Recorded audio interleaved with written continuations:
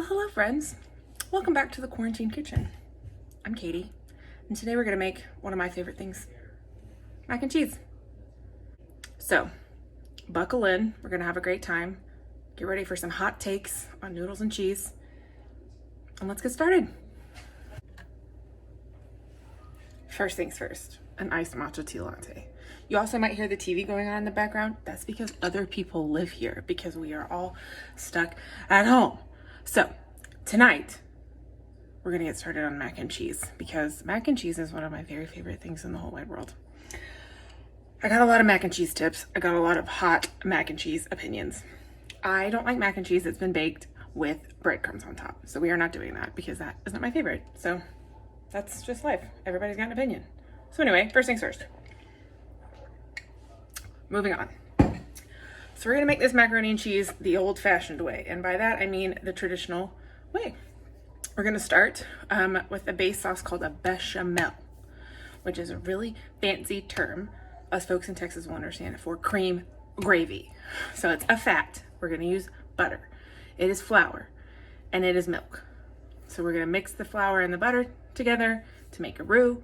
Then we're gonna add the milk and then we're gonna dump a whole bunch of cheese in there and then top it on our noodles. And I got a lot of noodle opinions too. So just sit tight. So first things first is we're gonna melt our butter. I have about 6 tablespoons of unsalted butter. I always cook with unsalted butter because I don't like my butter to tell me how much salt needs to be in my food. So anyway, so we're gonna get that melting. I've also let my milk sit out for a little bit just to take some of the immediate chill from the refrigerator off of it so that it kind of makes the sauce a little faster.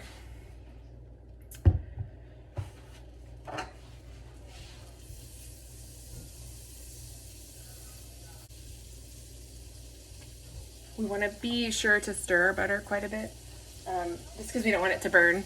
So I'm just going to keep moving it around in the pan. And I'm using the pot that I cooked the noodles in already, and they're just in the colander in the sink. So this is really just like a one pot kind of meal. Not meal. Don't eat macaroni and cheese for a meal. That's not a responsible thing to do. Or do. I mean, I'm not telling you how to live your life.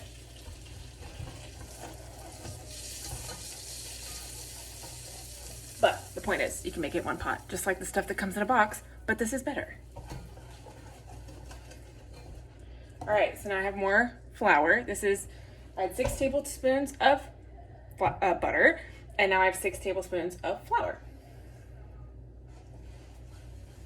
And I'm gonna mix it together and create what we call a roux. And a roux is really just a mixture of fat and flour that helps thicken a liquid. We're gonna, see? Can you see? Now some people will add a lot more flour and make it a lot thicker, but I don't want this sauce to be super thick because we're gonna add cheese, which is gonna thicken it anyway. So we're just gonna cook this for a minute or two just to cook off that raw flour taste, and then we'll get ready to add the milk. All right, you'll see it started to change color just a little bit. And that's how we know that flour is cooking. And so we're gonna slowly whisk in our milk and then return it to the heat. The thing about a roux is it reaches its maximum thickening potential right at boiling. So all we're gonna do is take this milk right up to the boiling point, and then that's as thick as it's gonna get. And then we're gonna season it and add our cheese.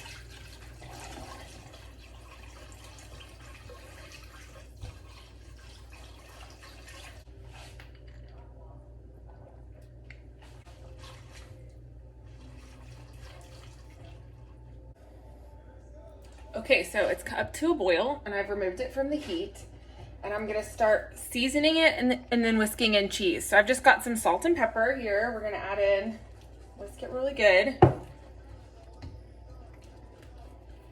Now, here's where it gets a little controversial. Maybe not controversial is the word, but you know, I got opinions. Normally I would tell you if you're gonna make your own mac and cheese that you need to get a really fancy cheese from the store. And oh look, I think somebody's coming in. She's coming home from work. Everybody's home now. Say hi. I would tell you to get a brick of cheese, a couple different kinds, one sharp, one creamy, one, smoky, whatever, and then grate it yourself. And that sounds like I'm just saying you need to do more work just for the sake of doing more work, but actually, it's got a purpose. Pre-shredded cheese comes with a little bit of a starch on the outside to keep it from sticking together. Well, if you're going to incorporate that in your mac and cheese, it's going to make your sauce thicker than you want it to be. So then you're going to end up with kind of like gluey mac and cheese instead of like creamy mac and cheese. But this is quarantine, and you don't have fancy cheese lying around the house, most likely. What you do have is shredded cheese. So we're just going to do a little Colby Jack, a little sharp cheddar, halvesy, and that's what we're going to go with tonight. So I'm probably going to do about a half of the bag of each to start with, and then we'll see how cheesy it is and add some more.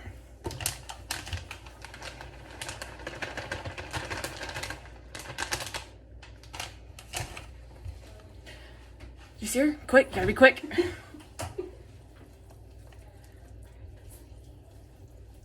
Even in the quarantine kitchen, life goes on.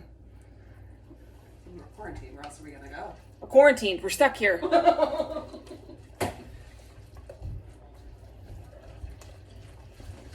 But since it's quarantine, I'm probably gonna add some more cheese, because I'm not doing anything else. Yes, please. Okay.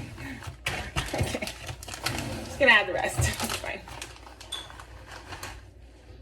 It's good for us.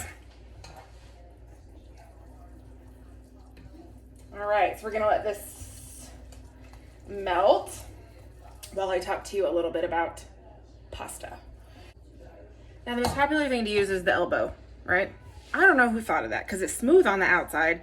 It's weird and tubey in the middle. It's hard to get on the fork. Not a very practical macaroni and cheese noodle. Let me show you what I like. I like to get one like this. This is called fusilli, or fusilli. You get it.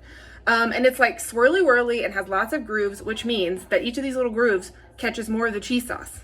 This is very ideal. So this is what I like to use. So I boiled this ahead of time. It's just one box full. We're gonna dump it in. You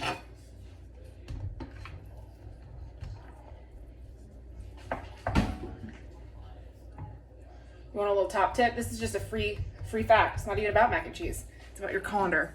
Store your colander under your sink because you use it at the sink, so it makes the most sense to put it by the sink.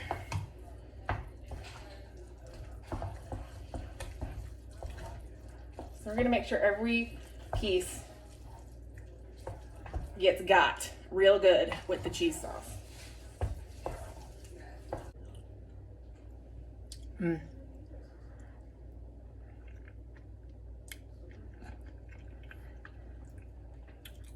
Happy eating and happy cooking.